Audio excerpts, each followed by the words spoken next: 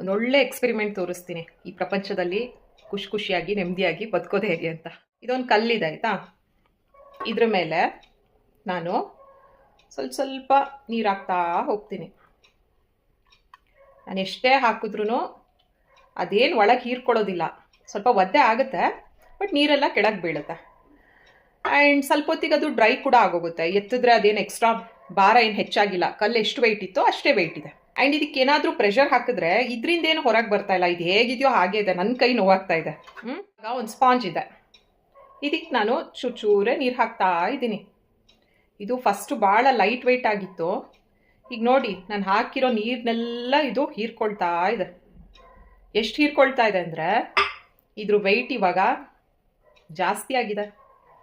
And ನಾನು ಏನಾದ್ರು ಸ್ವಲ್ಪ ಪ್ರೆಷರ್ ಹಾಕಿದ್ರೆ ಇದಕ್ಕೆ ಹೆಂಗೆ ಔಟ್ ಬಸ್ಟ್ ಆಗುತ್ತೆ ನೋಡಿ. ಸೊ ಇದರಿಂದ ಏನು ಕಲ್ತ್ರಿ ಇವಾಗ?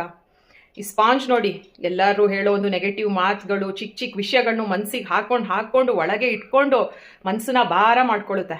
ಸ್ವಲ್ಪ ಪ್ರೆಷರ್ಗೂ ನೋಡಿ ಎಷ್ಟು ಔಟ್ ಬಸ್ಟ್, ಕೋಪ ಬರುತ್ತೆ, ಅಳು ಬರುತ್ತೆ, ಕಿರ್ಚಾಡ್ತೀರಾ.